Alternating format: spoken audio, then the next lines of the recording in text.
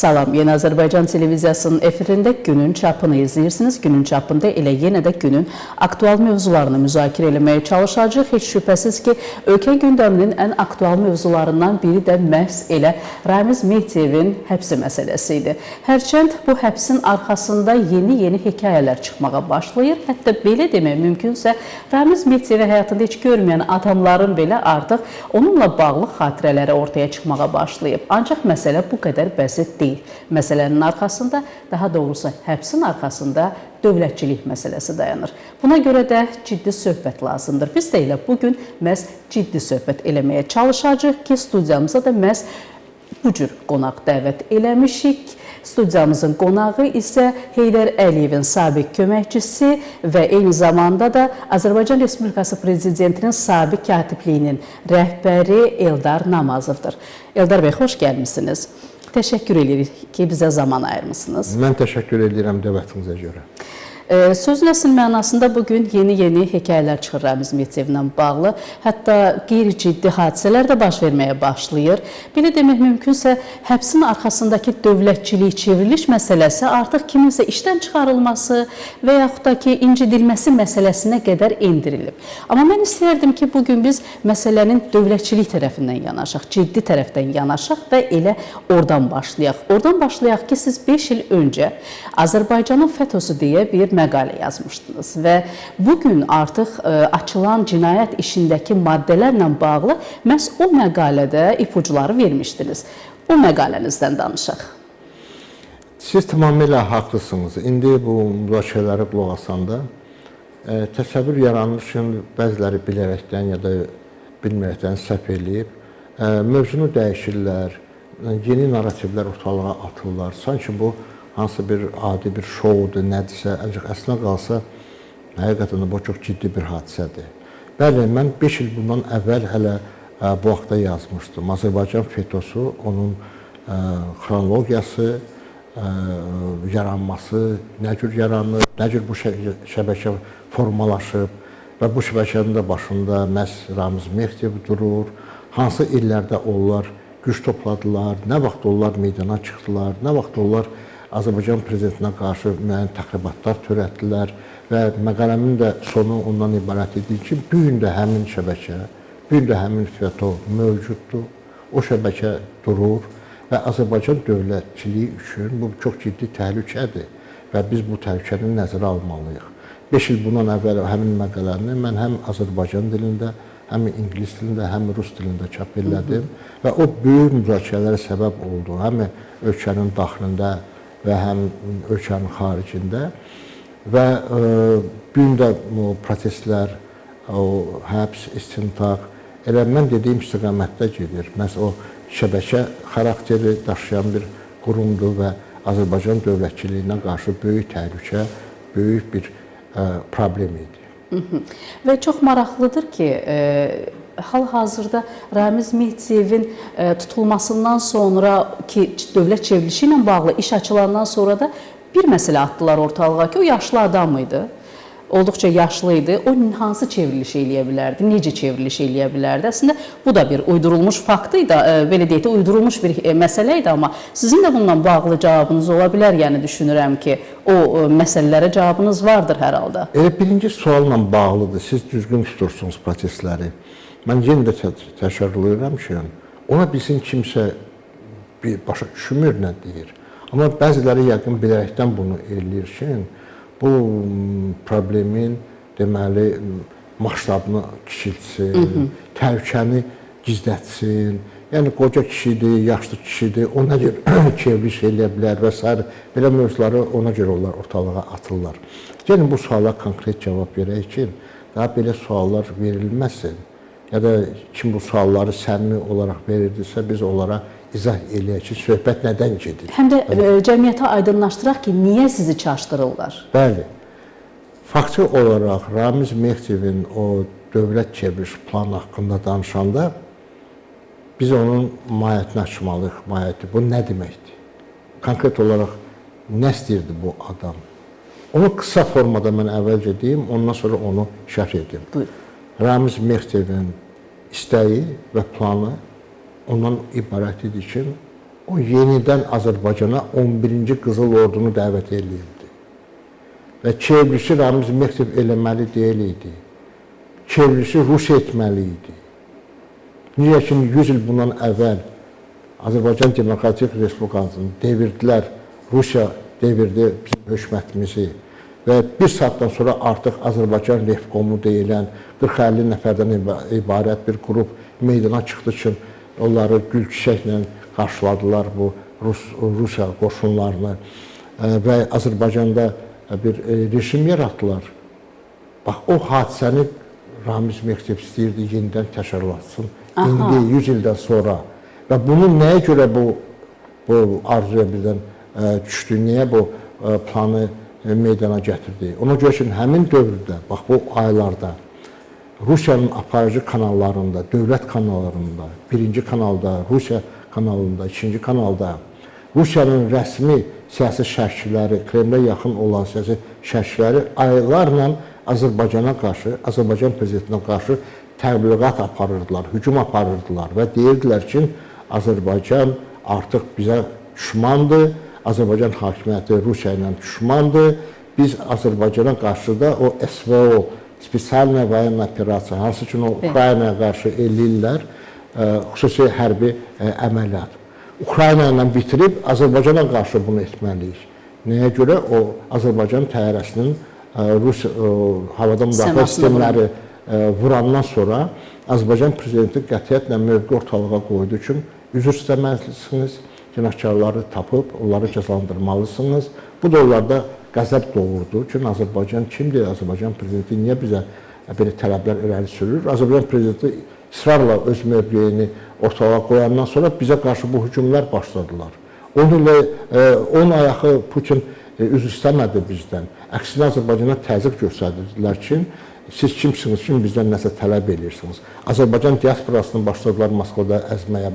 Həmin dövrdə Rusiyada Kremlə yaxın olan ekspertlər çıxırdılar aparıcı kanallarda, dövlətin birinci kanalında, ikinci kanalında və deyirdilər ki, biz Ukrayna ilə bitirib Azərbaycana qarşı SVO eləməliyik. O SVO planında siz biləsiniz, o 3 illik müharibəni nəzərə tutmurdu. Əslində qalsa onların planı nə idi?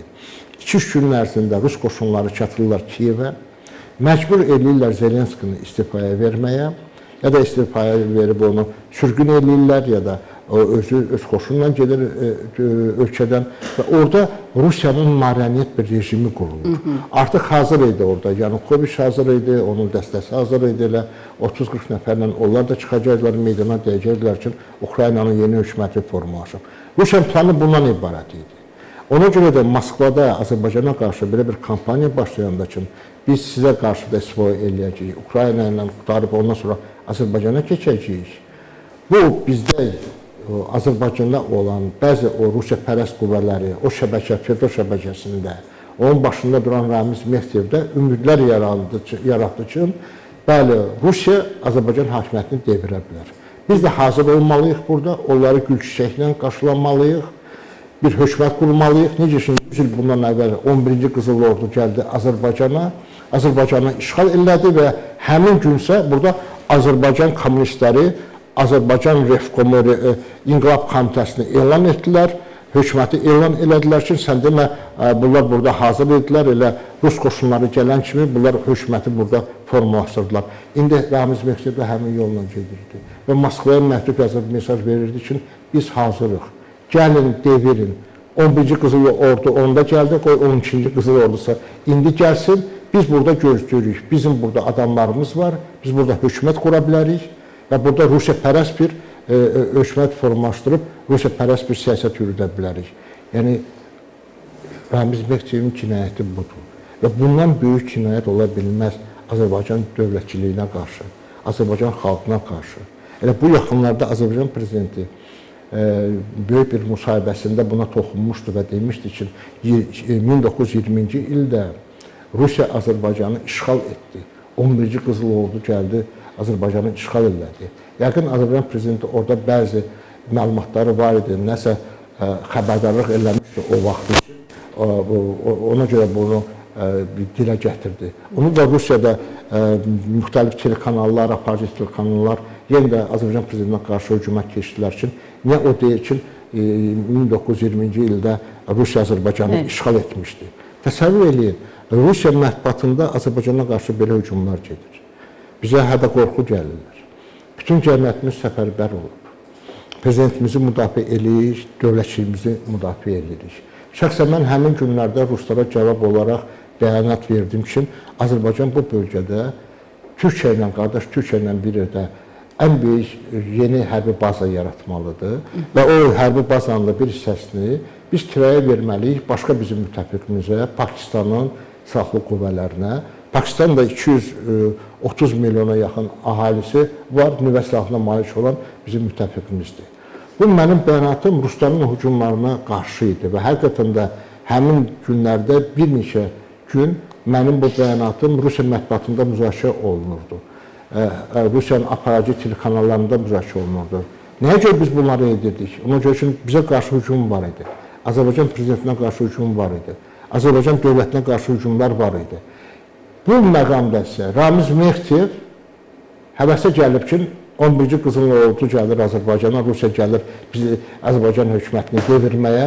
Biz burada hazır olmalıyıq. Tez o hökuməti formalaşdırmalıyıq. Necə 100 il bundan əvvəl 11-ci Qızıl Ordu gələn kimi Azrefkom adında bir Azərbaycan kommunistləri bir şura yaratdılar. İndi də onu yenidən 100 ildən sonra Ramiz Mehdiyev və onun tərəfdarları təkrarlamaq istəyirdilər. Yəni bax, bunu bağışlamaq olmaz. Bundan böyük cinayət yoxdur. Mənə gəlir ki, bu məsələdə heç bir tərəf qalmaq mümkün deyil. Bu sanki o Qarabağ məsələsi var. Qarabağ məsələsi ilə bağlı hansı Azərbaycanlı bir tərəf mövqedə qala bilərdi? Orada ya sən öz torpaqlarını müdafiə edirsən, öz dövlətini müdafiə edirsən, ya da ermənilərin tərəfindəsən. Bu məsələdə də bir tərəf heç qalmaq mümkün deyil. Əgər kimlərsə Azərbaycana yenidən 11-ci Qızıl Ordunu dəvət edirlərsə, əgər kimlərsə ümid edirlər ki, Rusiya gəlib Azərbaycan hakimiyyətini devirəcək və burada onları da hakimiyyətə qoyacaq ruspərəst bir hökumət yaratmağa, bunlar xalqımızın düşmanıdırlar, bunlar millətimizin düşmanıdırlar, bunlar dövlətimizin düşmanıdırlar və belə planları, belə hadisələri şova çevirmək, xırda məsələlərə kimsə işə qoymurdu, kimsə işdən qovulmuşdu, o dövrdə qovulmuşdu ya da kiməsə incilik, şəxsi məsələlərdən söhbət getmir. Mənim Ramiz Mehdiyevlə qarşıdurmam hələ prezident aparatından başlanmışdı. O qarşıdurma ilə bağlı kitab yazmaq mümkündür. Nə qədər hadisələr... Elə mən növbəti sual əslində onu vermək istirdim ki, sizin şəxsi münasibətlərinizdə də müəyyən mənada o fikir ayrılıqları və yaxud da ki, hər hansı bir şey ola bilərdi. Amma siz dediniz, o çevrilişlə bağlı bir məsələyə toxunmaq istirdim ki, yəni belə çıxır ki, Ramiz Mehdiyev əslində Azərbaycanın o tarixi ifadə eləsək, qala divarlarının açarını vermək üçün canfəşanlıq eləyirmiş ki, qapını arxadan açıb o ordunu içəri buraxmaq üçün canfəşanlıq eləyirmiş. Necə vaxtı ilə 100 il bunun əvvəl elə Azərbaycan kommunistləri onu eləmişlər, ancaq yenə də deyirəm, həmin dövrdə o kommunistləri hələ bağışlamaq olmazlar da, nədəsə başa düşmək olardı ki, o mənada o kommunist ideologiyasına inan var idi və bəziləri həqiqətən də inana bilərdilər ki, bu Azərbaycan xalqı üçün belə xoşbəxt gələcəklik belə təmin edəcək bu kommunist ideologiyası. Sonra anladılar ki, Nərimanov sonra anladı ki, hansı səhvə yol verib. Nərimanovun məktubu var bununla bağlı və müəmmalı şəkildə Nərimanov sonra dünyasını dəyişdi Moskvada. Orada başqaları var, onlar özləri də gülələndilər. 37-ci illərdə, nə bilim, orada Stalin tərəfindən var. Çoxları səhvlərini sonra başa düşdülər. Amma işdən keçmişdi. Artıq o Sovet imperiyası bizi, Rus imperiyası yenidən zəbt eləmişdi. İndi isə 100 ildən sonra sən bunu anlamırsanmı ki, Moskvaya o, siz dediyiniz kimi, o qalanın açarlarını hazırlamaq, gül çiçəklə qarşılayıb, o 12-ci Qızıl Ordunu artıq burada və tez burada Rusiya pərəst bir hökumət qurmaq, bu nə qədər böyük xəyanətdir, nə qədər böyük cinayətdir Azərbaycan xalqı qarşısında. Siz şəxsi münasibətlərinizdən danışırdınız, aparatda bərabər çalışmışsınız, sən arada bir-birinizi görmüşsünüz. O vaxtları hiss edirdinizmi Eldar bəy? Onun bu məkirli apardığı siyasəti hiss edə bilirdinizmi? Bilirsiniz, mən bu məsələlərdə şəxsi qərəzlik mövqeyindən çıxış eləmirəm. Bizim onunla qarşı durmamız çox böyük olub. Ancaq mənə qarşı nə eləyibsə, mən bunların hamısını Allaha tapşırmışam onun üçün, Allah onun cəzasını verər. Dövlətimizə qarşı, prezidentimizə qarşı, millətimizə qarşı olan cinayət isə örtbasır etmək olmaz. Onu gərək mütləq araşdırılsın və axıra çatdırılsın. Mən ona görə o şəxsi hansı bir münasibətlərin araşdırmanın o qədər tərəfdarı deyiləm. Amma reallıqda belə toqquşma olmuşdu. Mən bunu ideoloji toqquşma kimi də qəbul edirəm. Mən cavan adam idim. İstəyirdim Azərbaycanda islahatlar keçirilsin, istəyirdim dünyaya açıq bir dövlət yaradaq, bizim yaxşı əlaqələrimiz olsun, çox yaxın əlaqələrimiz olsun, qardaş Türkiyə ilə, Avropa ilə, ABŞ-la, bütün dünya ilə. Bu isə sanki qapanmış 70-ci, 60-cı illərin kommunist ideologiyasının daşıyıcısı idi bu Ramiz Mehdi və bizim toqquşmamız orada təbii idi. Ancaq bir neçə onun belə əməllərini mən izləyəndə artıq onu görürdüm ki, burada böyük təhlükə var bizim dövlətçiliyimizə qarşı. Birincisi o, həmişə hakimiyyət uğrunda mübarizə aparır. Bunu gizlətmək lazım deyil.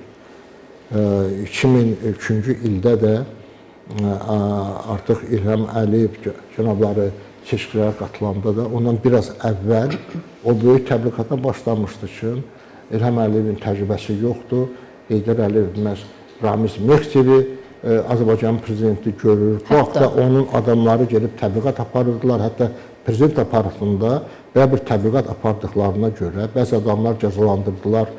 Prezidentin tərcüməçisi var idi, o ölkəni tərk elədi sonra. Bir neçə icra başçıları var idi. Mən özüm bunu eşitmişdim. Bir dəfə mənim də yanıma gəlmişdilər ki, bilirsiniz, Heydər Əliyev yalnız Ramiz Mehdiyevə o hakimiyyəti verə bilər. İlham Əliyev çox cavandır. Sən gələk buna mane olmayasan. Mən dedim, siz nə ağılla gəlib belə şeylər danışırsınız? Birincisi, Ramiz Mehdiyev heç vaxt Azərbaycan prezidenti olmayacaq.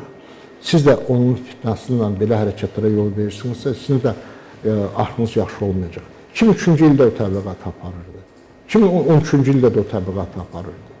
Mehriban xanım birinci vitse-prezident seçiləndə də o öz əlatları vasitəsilə hansısa ictimai təşkilatları buna qarşı, partiyaları buna qarşı qaldırmaq istəyirdi ki, cəmaət güya ki, etiraz edir Mehriban xanıma. Halbuki bütün bu işlərin arxasında Ramiz Mehdiyev dururdu. Yəni onun hakimiyyət iddiası çox güclüydü və ikinci, birbaşa Moskva ilə bağlı adam idi. Heç bunu gizlətmirdi. 98-ci ildə prezidentin səhhətində problemlər yarananda, o bir ağır gecə oldu. İlk gecə ki, nə vaxt onun səhhətində problemlər yarandı. Ondan sonra səhərsi gün artıq biz bilirdik. Həmin informasiyanı eşidən kimi Ramiz Mehdiyev dövlət aparatından zəng elədi Moskvaya, Ruşaylıya, Rusiyanın Tərkəcə Şurasının kabinetine ki, Heydər Əliyevin vəziyyəti ağırdır, mən nə eləməliyəm, nə tapşırıqlar var. Bu qədər bu Rusiya bağlı adam idi, qul kimi baxırdı Rusiya, onun üçün deməli, əsas onun bağlantısı eləməsi Rusiya idi. Nə Azərbaycan xalqı, nə Azərbaycan dövləti, nə Azərbaycan prezidenti. Mən həmişə bunu hiss edirdim və ona görə də bizim aramızda bu toqquşmalar həmişə olurdu. Bir dəfə aparat işçiləri gəldilər, mənim yanıma dedilər ki, sizə qarşı bir kampaniya başlayır Ramiz Mehdiyev. Sizin şəxsinizə qarşı? Bəli, öz kabinetində o məqalə hazırlayırlar, bir neçə silsilə məqalə sizə qarşı. Ancaq aparat işçiləri mənə çox hörmətlə yanaşdıqlarına görə o nə hazırlayırdı, elə Əli Həsənovla bir yerdə. Onu həmin axşam gətirdilər, verdilər mənə həmin çap olmuş vərəqələr ki, bu sabah mətbuatda çıxacaq sizə qarşı. Və axırda da yazılıb ki, davamı olacaq. Mən onu apardım rəhmətli Heydər Əliyevə məruzə eləyəndə başqa məsələləri. Mən gündə 5-10 dəfə Heydər Əliyevin kabinetində olurdum. Mən ona məruzə elədim, dedim, başqa məsələləri dedim, cənab prezident, bir dənə xırda məsələ var, ancaq belə xoşa gəlməz bir işdir, istəyirəm siz biləsiniz. Dedim, nədir? Dedim, Ramiz Mehdiyev nəsə mənə qarşı növbəti bir kampaniyasını başlayır, ancaq bu dəfə mətbuatda istəyir başlasın. Bu artıq aparatdan, müzakirələrdən kənara çıxacaq. Dedim, nə məsələdir? Dedim, məqalə hazırlatdırıb və sabah səhər çıxacaq. Dedi, oxu mənə o məqələni. Mən o məqələni oxudum. Özüm haqqında məni yıxıb sürürdülər bunlar. Axıra da yazılıb ki, bu növbəti ardı var. Ardı var. Prezident mənə belə baxdı, dedi, mən inanmıram ki, o ağlını itirib və bu mətbuatda sənə qarşı kampaniya başlasın. Ancaq o bilir ki, mən səni təyin eləmişəm, mən sənə etibar eləyirəm. Dedim, baxaq görək, sabah çıxacaq, çıxmayacaq. Sabah bu məqalə çıxdı. Davamlı yenə də həmin gün çap edirdilər, özləri redaktör edirdilər. Yenə də aparatın işləri gəldilər və qutaran kimi bir saatdan sonra mənim stolun üstünə qoydular. Mən də apardım cənab prezidentə, dedim ki, cənab prezident, davamını da oxumaq istəyirsiniz. Dedi ki, oxu. Oxu, mən qulaq asım. Mən davamını da oxudum. Bir anda başını buladı, dedi, bu başını itirib, əməlli başlı adam. Dedi, bununla bitdi. Dedim, yox, hələ ardı var deyirlər, sabah da olacaq. Yəni sizin haqqınızda silsilə məqalələr çıxır. Bəli, mən də bir gün əvvəl onu prezidentə oxuyuram. Onun üçün aparatda işçilər hamısı ondan bezmişlər. Hamısı bildirlər ki, o hansı yuvarını qoşuldu və mənə də münasibət şəxsinə çox yaxşı idi. Ona görə də kimlər burada texnik işləri görürdülər, onlar həmin yazını götürürdülər, bir nüsxəsini bir saatdan sonra gətirib mənə verirdilər. Üçüncü məqalə çıxdı dalbadal mənim əleyhimə. Hamısı Ramiz Möhtəb təşkil eləmişdi. Və axırıncı cümlə də belə idi ki, siz yaxın zamanlarda işləyəcəksiniz ki, Azərbaycan prezidenti Eldar Namazovla bağlı ölçü götürdü. Və onda təəccübləndim. Sizinlə intriqası nə idi Eldar bəy? Yəni nəyə görə sizinlə bu qədər çıxartmağa çalışırdı, sizi uzaqlaşdırmağa çalışırdı Heydər Əliyevin yanından? Deyəcəm, buna cavab verəcəm, ancaq bunun maraqlı sonu oldu. Bu axırıncı cümləni yazmışlar oldular və prezident onu oxuyanda dedi ki, Eldar, yadındadır, səndən bir məsələni müzakirə edirdik ki, bir katiblik yaratmaq lazımdır. Sənin işin çoxdur, bütün məsələlərə görə köməkçisən, həmin daxili siyasət, həmin xarici siyasət, həmin təhlükəsizlik məsələləri, həmin mətbuat, bir katiblik yaratmaq. Dedim, bəli, sən də onun sənədlərini hazırlaya bilərsənmi? Dedim, 2-3 günə hazırlaya bilər. Deyir, yox, 2-3 günə yox, mən sizə onu bir gün uzadım. Bu məqələnin axırıncı cümləsi çıxmışdı həmin gün ki, siz yaxın zamanlarda işləyəcəksiniz. Çünki prezident Eldar Namazovla bağlı ölçü götürüb. Dedim, mən istəyirəm ona bir gün imza atdım. Mən getdim, bir neçə saatda o sənədləri hazırladım. Prezident yanına imza atdı və axşam həqiqətən də Ramiz Möhtəb dediyi kimi Azərbaycan televiziyasından mənlə bağlı deməli prezidentin sərəncamı çıxdı. Amma işdən qovulmağımla bağlı yox, əksinə katibliyin yaranması məni katibliyin rəisi təyin olmağımla bağlı. Yəni bu adamda bax belə bir hislət var idi ki, o aparatda oturub mətbuat vasitəsindən prezidentin köməkçisinə qarşı belə bir kampaniya aparırdı. Bu nə ilə bağlı idi? Mən onun siyasətini görürdüm. Bu münasibətimizi bir-birimizə gizlətmirdik. Dəfələrlə bu, hətta Təhlükəsizlik Şurasının iclasında bir dəfə durub mənim əleyhimə danışmışdı. Mən də durub ona cavab vermişdim. Və sonra da bəlli oldu ki, mən haqlıyam. Prezident onu danlanmışdı buna görə. Ya da hansısa o hərəkətləri, bilirsiniz, onda bir siyasət var idi, bir model var idi. O istəyirdi ki, hamını narazı etmək, prezidentə qarşı qoymaq. Cəmiyyət də prezidentə qarşı olmalıdır, ziyalılar da prezidentə qarşı olmalıdır, gənclər təşkilatı da, nə bilim, partiyalar da.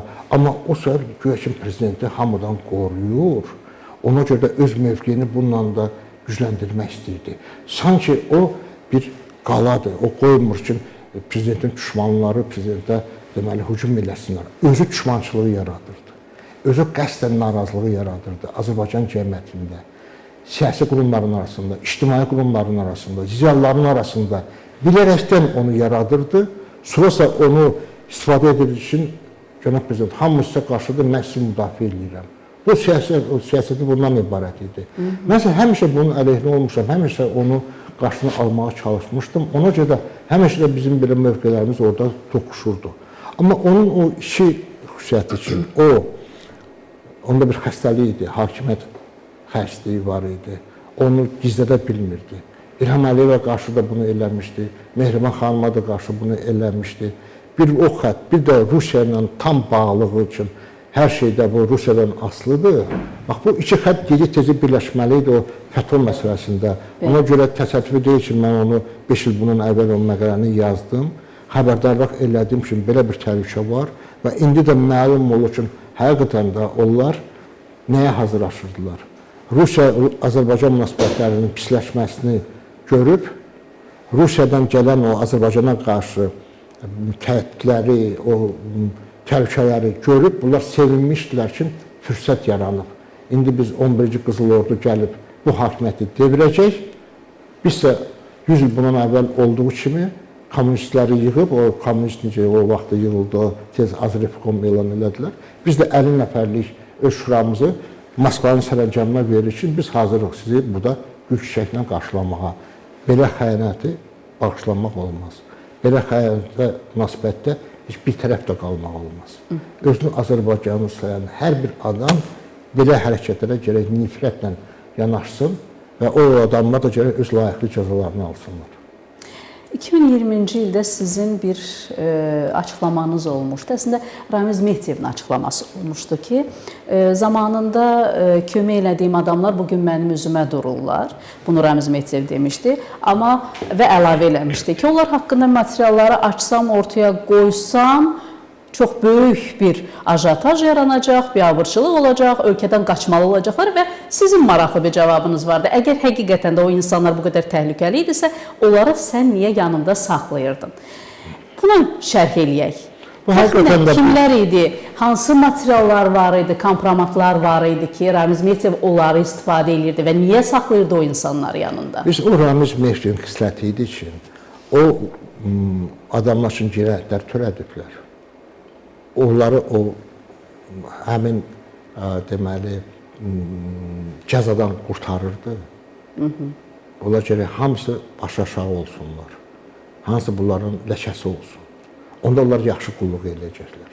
Kimisə lazımsa şantaj eləyəcək. Bax, bu onun xüsusiyyəti idi. Ona görə də onun ətrafında olan adamlar da hamısı bu millətə sanki qənim kəsilən bir düşmanlardır. Həm korrupsiya baxımından, həm insanlara münasibət baxımından. Yəni onun şəbəkəsinin deməli hamısı da elə Ramiz Mehdiyev təfəkkürlü insanlardır. O belə insanları yığırdı ətrafına ki, onları sonra şantaj eləmək mümkün olsun. Ancaq o deyir ki, o çörək verdim, onlar məndən misal üçün döndülər. Əslində qalsa ən böyük xəyanət eləyən öz çörəyinə Ramiz Mehdiyevin özü idi. Onun üçün Heydər Əliyev Moskvada politbyroda işləyəndə onun əleyhinə kampaniya başlamışdı. Onu sonra oradan erməni lobbisinin təzyiqi altında Qarbaçov Heydər Əliyevi uzaqlaşdırmışdı politbyrodan və Heydər Əliyev orada istifa getməli oldu. Onda Heydər Əliyevə qarşı kampaniya başlayanda Ramiz Mehdiyev onu müdafiə eləmədi. Əksinə deyir ki, məni heç Heydər Əliyev vəzifə təyin eləməyib. Mən Heydər Əliyevlə heç bağlantım da yoxdur. Yeni Azərbaycan Partiyasını yaratmaq haqqında, Heydər Əliyevi müdafiə eləmək haqqında imzalar toplananda o deyirdi ki, siyasi meyitdir.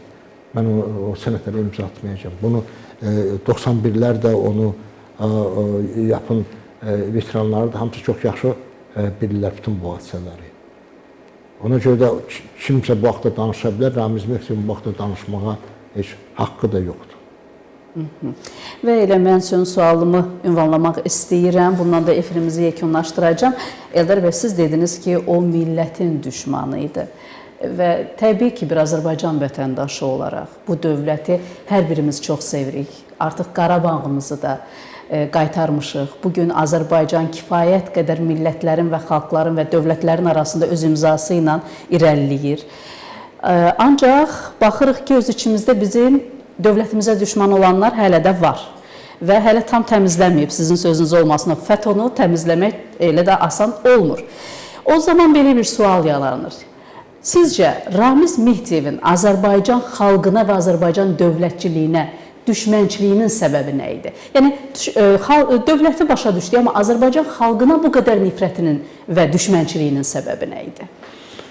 Biz xanım, mən özümə bu sualı çox verirdim. Mən onun tərəfdarı deyirəm ki, kimisə qanını yoxlatmaq və s. belə mövzular mənim üçün həmişə biraz uzaq olub. Amma mən məcburam bunu deməyə. Və bu yaxınlarda bir telefon söhbəti çıxdı mətbuatda. Jurnalistlər ona zəng edib Azərbaycanın 2-ci Qarabağ müharibəsində zəfərinlə bağlı sual verirdilər. Osa kinli cavab vermişdi ki, mənə bu vaxtda sual verməyin. Və jurnalist qayıtdı dedi ki, yəqin siz də sevinirsiniz də. Axı bu bizim qələbəmizdir, onun qələbəmizdir. Osa yenə də kinli cavab verdi ki, mən sizə dedim, bu vaxtda mənə sual verməyin. Yəni bu adam hətta qələbəmizə də sevinmək istəmirdi. Bunu da gizlədə bilmirdi ki, bizim qələbəmiz, bizim zəfərimiz onun ürəyindən deyil. Ona görə də mən sizə açığını deyim, mən onun Azərbaycanını saymıram. Bu qədər nifrət öz millətinə, öz xalqına qarşı. Hətta torpaqlarının işğaldan azad olunmasına belə sevinməyən bir adam idi. Ona görə bizim millətimizdən ola bilməz. Çox təşəkkür edirəm sizə Eldar bəy. Maraqlı müsahibəniz üçün bizə həm 90'lara getdik, 2000'lərə getdik və sözün əsl mənasında Azərbaycan dövlətçiliyinin düşmənçilik aparan insanların mahiyyəti ilə tanış olduq. Bir daha minnətdaram sizə. Belə dəyərli izləyicilərimiz, bugün studiyamızda biz Ramiz Mityevin işi ilə bağlı danışdıq. Daha doğrusu Ramiz Mityevin mahiyyəti ilə bağlı danışmağa çalışdıq. Çünki bizim məqsədimiz kimin, nəyin həbs və ya digər məsələlər deyil. Çünki biz bu efirdə dəfələrlə demişik ki, nə qədər ki istintaq gedir, çalışın istintaqa istinad edin və çalışın ki, dövlət qurumlarından gələn xəbərləri yayınlayasınız. Arada gəzən söhbətlər sadəcə olaraq ictimai fikri yayındırmaq və yaxud da ki, ictimai fikirdə fərqli fikirlər formalaşdırmaq üçün ola bilər. Elə biz də ona görə çalışdıq ki, bugün məhz dövlətçiliyimizə düşmən olan insanların mahiyyəti ilə bağlı danışaq və danışdıq da. Xatırladıram ki, studiyamızın qonağı Heydər Əliyevin sabiq köməkçisi Eldar Namazov idi və onunla birlikdə biz məhz Ramiz Mityevlə bağlı olan məsələlərə, ciddi suallara ciddi cavablar aldıq. Bugünlük burada yekunlaşdırırıq. Gözünüz Yeni Azərbaycan televiziyasında olsun. Biz yenidən qarşınızda olacaq. Görüşənə qədər.